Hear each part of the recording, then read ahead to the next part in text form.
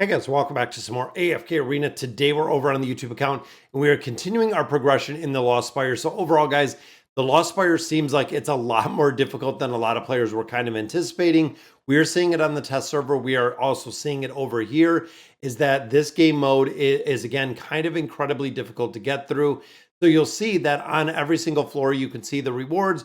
We could do the quick battles in here, but you are limited to 5 battles every single day, which means that essentially you're going to want to save some of these torches, guys, till you get to the point of either making a little bit more progression. We're going to hop over. We're going to check out the guide because, again, I know there are a lot of players that are having a lot of issues and a lot of difficulties getting through this game mode. And from what I'm picking up and what I'm hearing again over on the test server, even over on the Chinese servers, guys, it is not getting easier getting through this game mode. So let's hop over. I hope I can break it down as best as I can, guys. Let's take a look at it.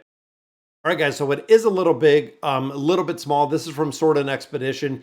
As you can see, the overall strategy is followed. The optimal solution is to hang up for 9 days. So I believe that is not really doing anything except collecting those torches to reduce the consumption of the first full point, and then to improve the point full, and then start to climb. So it seems like you're going to just kind of get a lot of loot in here, or excuse me, get a lot of those torches in here. But also with the torches is you're going to get every single day you collect that torch. I believe it is giving you 200. I think it is 200 of those. So being able to build out the team in their entirety before you go through and start going through.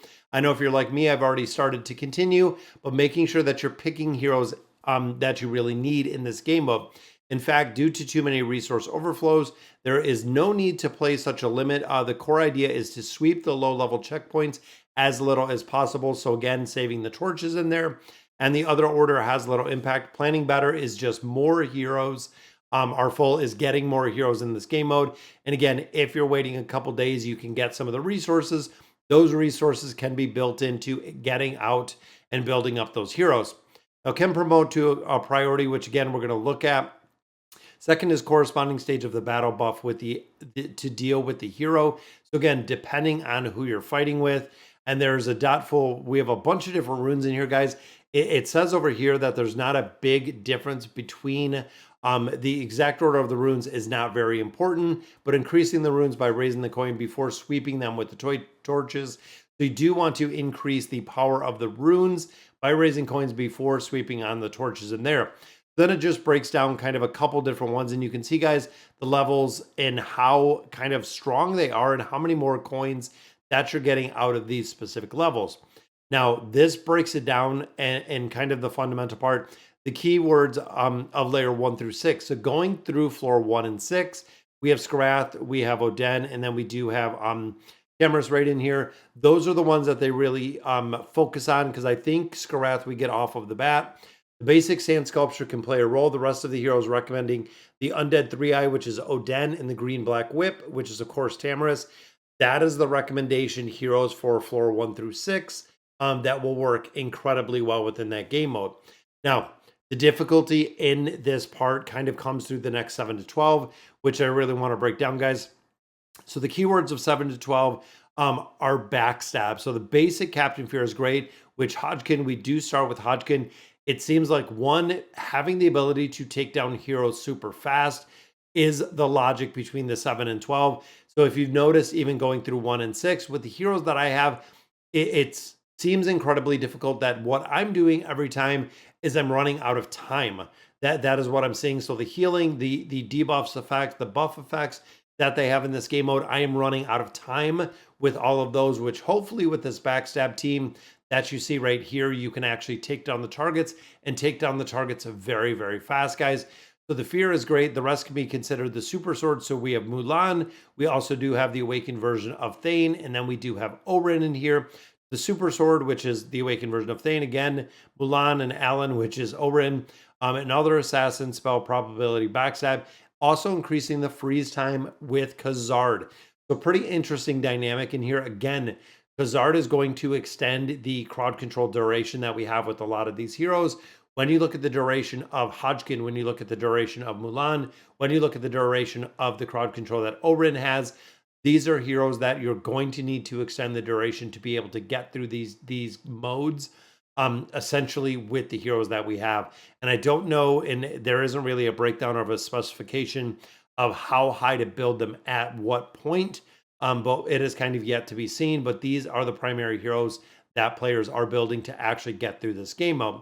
So looking at 13 through 18, this is another one, guys, running Hodgkin. Hodgkin is huge in here, followed by a couple more heroes. We have Brutus, and then we do have Amelia right here, which of course is going to be heavy crowd control. We already have Tamaris, but adding Leonardo, and then we already do have Khazard in here. That is really the best group and the best control group that you have for 13 to 18. So we have the crowd control with Amelia. We have the crowd control with Hodgkin. Then you have that duration extension again from Khazard in there. We have crowd control with Leonardo. We have crowd control in here with Tamaris. And you have crowd control with Brutus. You can kind of see the general thought in what is happening here, guys, with the insane amount of crowd control. Again, that is what is happening is you're not finding enough damage through a lot of different formations. You're not doing enough because of the healing aspect that some of these heroes do have, meaning that you're just literally running out of time in these different game modes.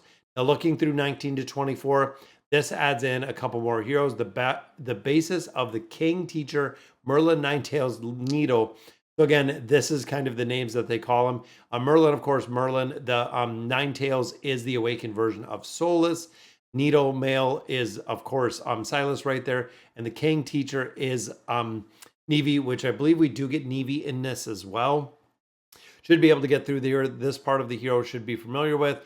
The design treatment of the hero may not milk the spirit of the spring water, which you need to pay attention to, guys. If you checked out the debuffs, which we'll go ahead and look at those in just a minute, there's a lot of random things. If you're going through a stage and you can't get through, it's usually because of the weird debuffs that they have in this game mode that a lot of players are not too happy about.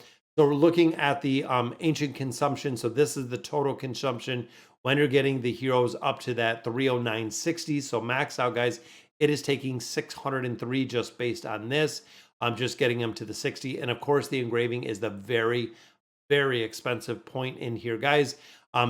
But some of the heroes are going to need it. Some of the heroes are going to have to build up a little bit further. Then it kind of goes into the calculation right down here. Every 3 days to collect a hang income, the excess torches all sweep. The first tier can also be full of battle-related runes in case of 9 selected heroes. That is right, guys, building up these heroes.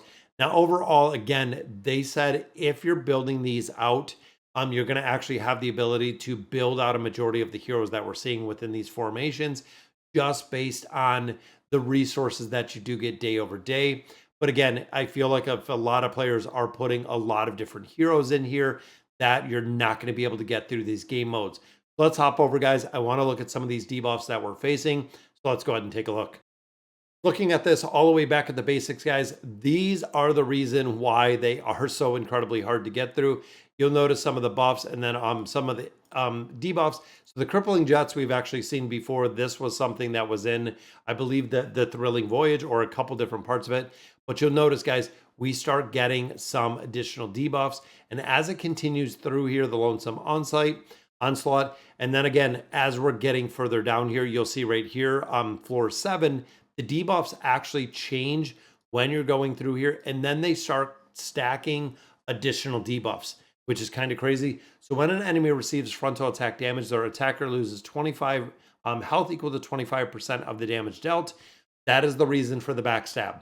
So when you think of the guy that we just looked at, when you look at that backstab ability, this is the reason, guys, because if you are attacking from the front, unfortunately, you're going to get crushed because of this. But Mulan, a couple other heroes that can actually have the ability to go behind, especially Orin in this game mode, is going to be huge, extending the duration to some of the heroes in there. And then, of course, we go a little bit further down, still stacking them. Floor 13, we get another debuff, which is the Unbridled Force. When an enemy is not being controlled, damage they receive and deal is greatly reduced and increased, which means you have to crowd control everybody in here again, or players are just getting crushed. Then you couple in the second debuff at the start of battle. Every subsequent 10 seconds, you'll receive a shield. So you're going to have to get through the shield, guys, as well. But the crowd control aspect, of course, with this is going to make a big difference. All shields on the targets are removed when the enemy is crowd controlled. That is right, guys. Crowd control is going to negate this ability, so on and so forth, if you can lock down these heroes. And then, of course, guys, the last one that we get to in floor 19 is this water spirit. And you can see we do get a couple buffs. Then floor 21, damage dealt by enemies is greatly increased with the health percent of the water spirit is lower than 50%. So this is why you have all the healing heroes in there. If you can keep the water spirit up, the water spirit is going to make a really big difference in the damage that you can do within this game mode. And then we finally get to the boss where, of course, hopefully we can get the boss down, guys. Again, it seems like it is going to have to be some very specific heroes that we're building in here. I just picked up another torch right there. But looking at my heroes, I do have Ninetales in here. I did add... And again, kind of the build here, guys. I did add Leica. I don't know if Leica is going to make a difference, but we have two of the heroes. I'm going to have to go through here. And adding heroes are relatively cheap. I believe going through here, they're not super, super expensive. Again, looking at a hero like Orin, we're going to have to add some of these backstab heroes that we see. And it looks like, yeah, they're not super expensive to actually just unlock and just have the hero. And hopefully, because I believe if we go through the challenge stage, that we do not lose the torch. But again, guys, looking here, I have tried to get through these a few different times. Unfortunately, we are not having any luck whatsoever getting through these game modes. Maybe Orin is going to make a difference. Like I said, I feel like we're going to have to build him up considerably. But this is going to be the backstab. This is going to be the crowd control aspect that we're going to have again within this game mode. Because if you're like me, guys, I'm getting stuck within these battles. And literally, it's not so much that either side is doing an incredible amount of damage. Most of the time, the team that I was running or the formation that I was running, I literally can't get through any of this, and I've just been running out of time. Even when I was running that awakened version of Leica, still didn't get through the game mode, couldn't take down the heroes, and ultimately just ran out of time in the different game modes. So guys, I hope it does help quite a bit. As you can see, guys, we didn't lose any of our torches on the challenge, but I hope it helps a little bit when it comes to the dynamic in the game mode that we're looking at. So let me know in the comments what you guys think. And as always, thank you guys for watching.